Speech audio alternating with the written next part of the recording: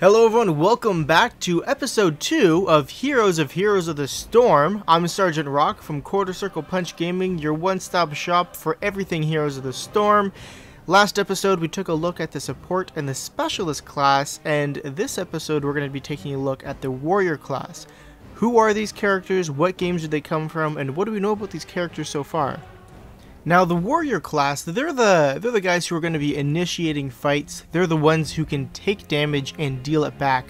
These are the kind of guys in a fight that want to be starting big team fights. They're the ones that are taking the initial hits and are in there till the end.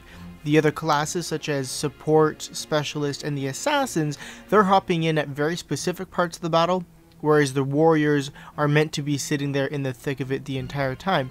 Now, many of these guys do have abilities and spells that can help their teammates, but for the most part, they're the ones that are tanking or being the brawlers, if you're going to use terms from other different series. Now, the list of these heroes, surprisingly, there isn't a single one from the StarCraft series. All of these guys are actually from Warcraft and Diablo. First on our list, we have Arthas from the Warcraft series. Now, Arthas ends up being the Lich King. Sorry, I don't want to spoil anything from Warcraft 3, which came out years ago. But he is the son of Uther, if I remember correctly.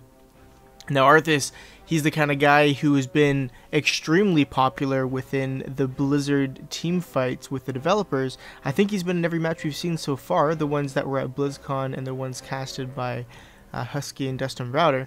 Now, he has some abilities that can deal area of effect damage, and he's able to do some frost attacks. One of his heroic abilities, he summons a dragon which does frost attack in a line, dealing damage all in there and slowing them. And it looks like the second one he's calling some sort of a ghoul army. If you're familiar with Warcraft 3, those are the guys who were chopping down trees and the like. And so from what we've seen, this is going to be a core hero in this series. Next up is Diablo from, I'm sure you can guess, the Diablo series. Diablo is the ultimate end boss. You face him in every single game, and he is from the underworld, and as you can imagine, you know, hell and brimstone. He's got a lot of fire abilities. He's able to throw fireballs around him. He can charge into things and stun them if they hit terrain. He can throw fire in a line and deal AoE in front of him. His heroic abilities, he has one where he's able to grab an enemy, kind of like Stitches, who we're going to get to in a moment, and stun them.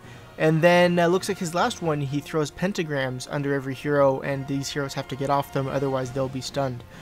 Now, I'm not even a huge Diablo fan. I've played the games, and I do enjoy them, but I'm more of a StarCraft guy. But I am more excited to play Diablo than I am of any other hero in this series. Now, Abathur, I'm really excited for Abathur as well, but Diablo looks like he is hilariously fun, and really looking forward to him. We've never been able to control Diablo. He's always been the bad guy. We've had to kill him in every single Diablo game, but now we can play as him, and that's extremely exciting to me. Next on the list, we have the Elite Tauren Chieftain.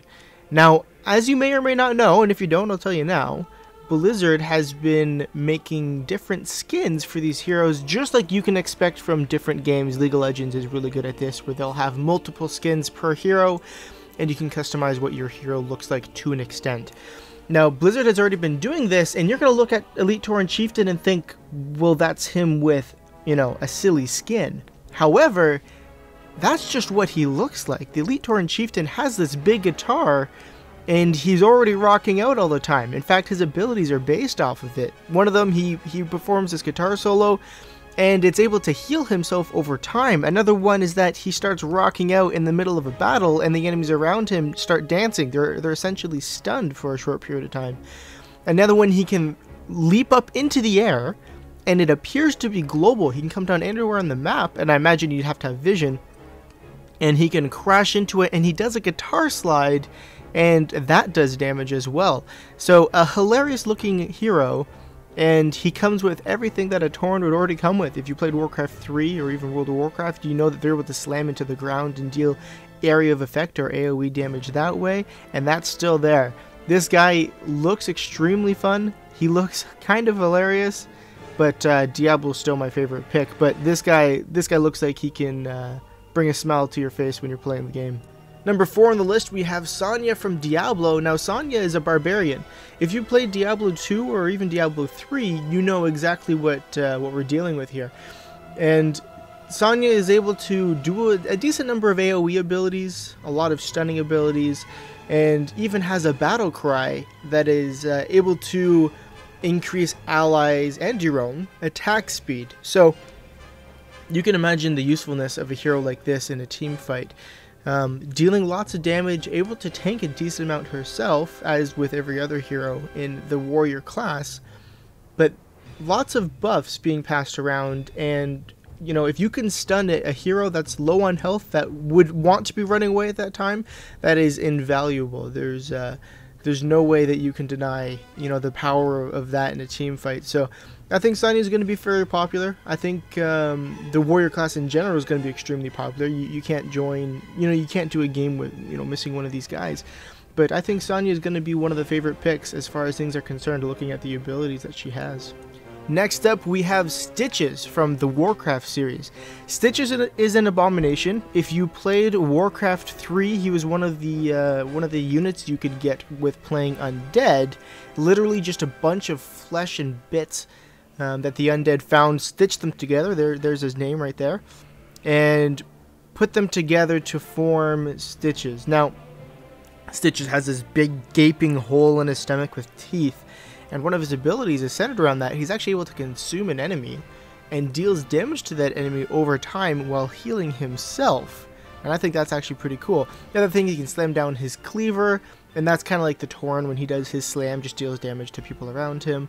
He's able to leave a trail of bile, it looks like, or this goo behind him that can slow and deal damage to any enemies who step in it. So that's a pretty good fleeing mechanic if you don't want people following you. And the ability we're seeing all the time, as you can see in the footage there, is this hook that he throws out. He's able to throw out the hook. It can grab an enemy hero, pull that hero towards him, and being a warrior hero, he is not scared of being in the fight.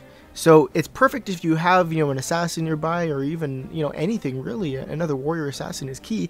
But pulling an enemy hero towards you when they're trying to run away is amazingly useful, and I think we're going to see that all the time in the games with the developers. We've been seeing that time and time again, and this is going to be a hero that you have to be extremely careful of when he's in the fight. Last but not least on the list, we have what's probably the coolest looking hero, Tyrael. Now, Tyrael has a couple of cool abilities. He's from the Diablo series, and if you play Diablo, you know who I'm talking about. He is able to connect himself to allies and share the damage that's happening on them to himself, and him being a very tanky character, that's something that's amazingly beneficial, especially if something like an assassin is out there who can deal lots of damage but can't quite take the damage. This allows them to stay in the fight longer. Another thing, he can throw his sword into the battle, and that deals some damage, and it looks like he can even teleport himself to the sword. He's also able to charge in the battle, knock away, you know, enemy heroes, and deal lots of damage. And it looks like he can even give himself invulnerability in certain abilities and, you know, certain times. Now, when he dies, he becomes a spirit that will self-explode and deal multiple amounts of damage to enemies in that area. Now, in a team fight, you know, imagine that happening. For Tyrael to die, it's got to be going on for quite a bit, or it was sprung on him at the last moment. But I imagine most fights, if he dies in this fight, it's been going on for a while, so lots of these enemies are going to be low in health as well.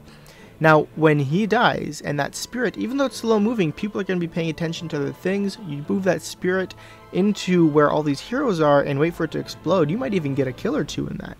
And I think Tyrael is going to be one of those guys who is extremely important in team fights, just like all of these guys in the warrior class. And there you have it, the warrior class. Now, these are guys that I'm predicting now, and it's, you know, a pretty easy prediction to make, but we're going to see at least one or two of these guys in every team. To not go with one of these guys on your team is going to be one of those, you know, extremely unique and special plays that we're going to be seeing in Heroes. Now, if you didn't see the first episode, or part 1, where we took a look at the specialist and the support class. Feel free to go back. The link is going to be in the description below. We did the same thing as we did here. We just took a look at who they are, what we know about them so far, and obviously when the game comes out, we'll know a lot more. This is really, this whole series is really just to kind of be, like I said at the beginning, your one-stop shop for everything Heroes of the Storm.